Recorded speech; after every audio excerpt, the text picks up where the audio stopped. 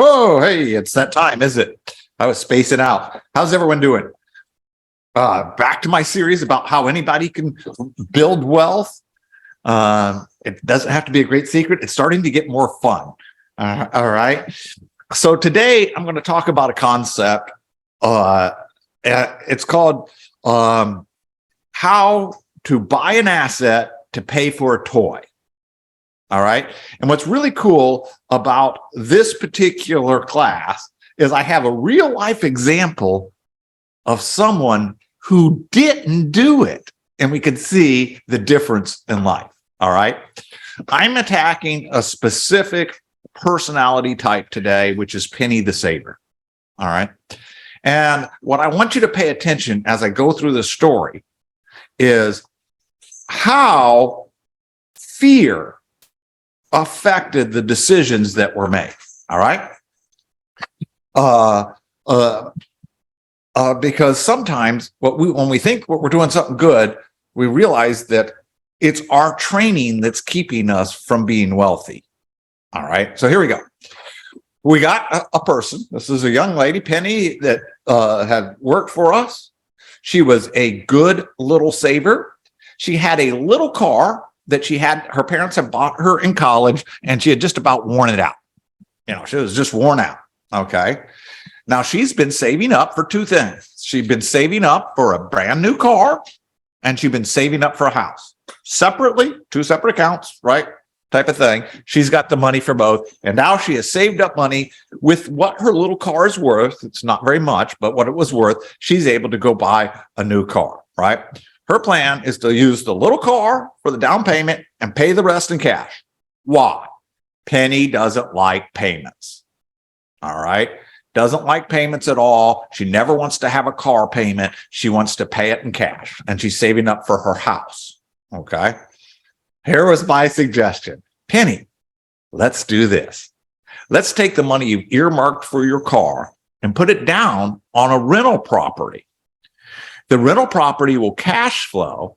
You go get a loan for your car and then cash flow the payments. In other words, take the extra from the difference of what you get in rent versus what it costs to make the house payment and use it to make your car payment. Oh, no. Oh, no, no, no. I cannot do that. And I had actually had a house picked out in a neighborhood, and I showed it to her. I said, here's a house I had that you could buy for about $28,000, about the amount of money that you're going to spend on this new house, and you can close on it. Okay. There was a problem in the deal. In my thing, when I got done, she still was $100 short.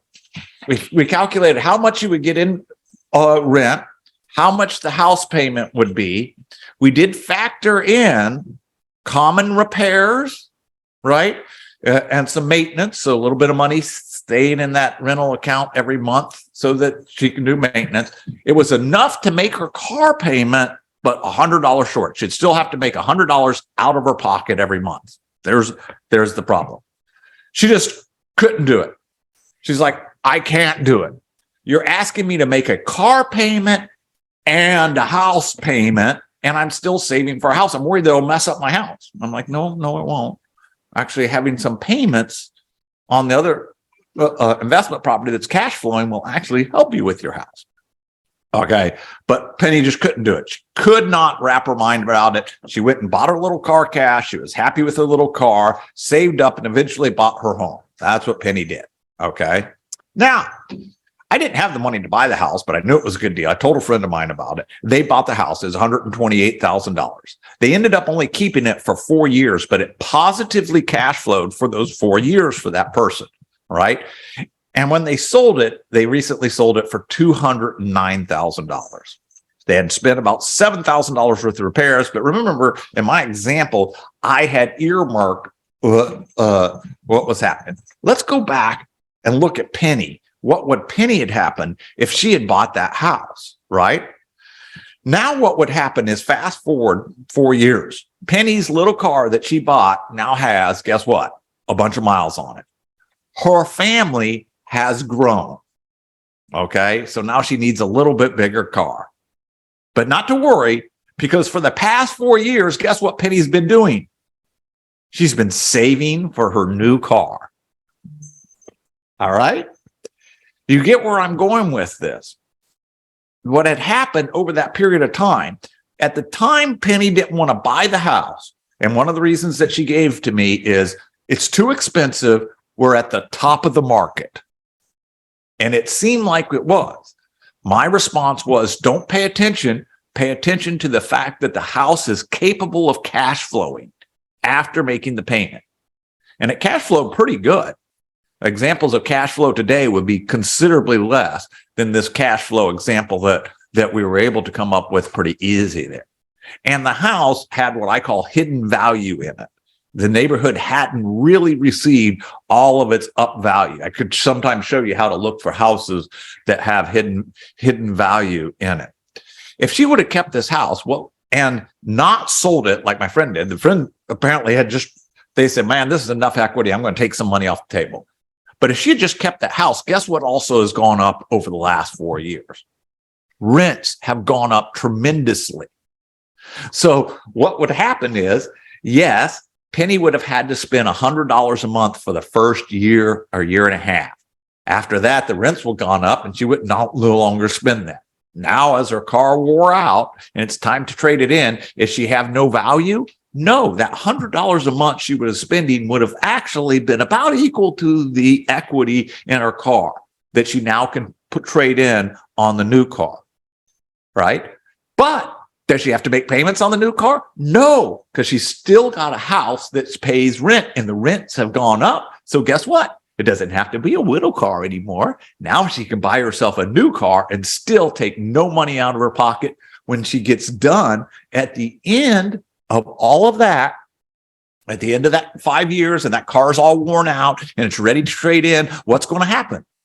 She'll trade it in and she'll get another new car completely free because the rent payments are going to cover it.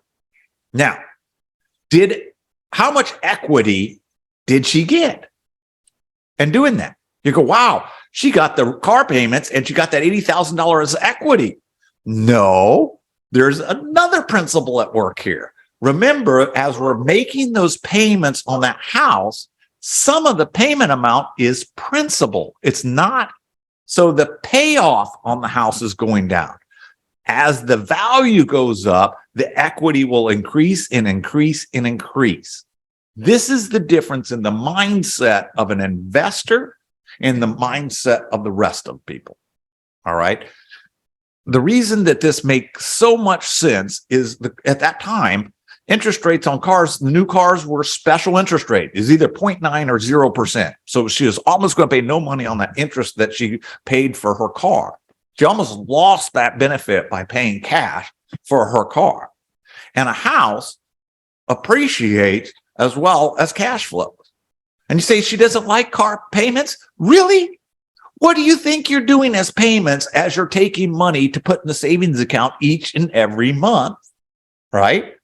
That's a payment. You're just paying it to yourself and then building it up instead of using your money and your ability to borrow wisely. And that's what's important. You got to use your money, use what you have. If you got good credit, you're going to use that as well as other types of things. Most of you have a very good W-2 job. I'm assuming this because you work here, right? That is one of the things that can help you to parlay into buying investment property. And next time, we're going to have a guest speaker on with me, and he's going to be showing you more about buying investment property as well as buying your new home. So I hope you enjoyed this one. Like I said, we're starting to get a little bit more fun. We'll start to see actual wealth building concepts in place. All right. So Q15 question, what's better to not want a new car, own a new car? Sorry, I do typos. Own a new car, have $80,000 of equity, or have new cars for the rest of your life and a whole bunch of equity? What do you think the answer is? Hopefully this was fun and you guys enjoyed it. It's a little bit different than some other concepts. But again, the whole idea is to start to get you to think differently than what you've been told by your parents, by everybody else, that debt is bad, and so forth and so on.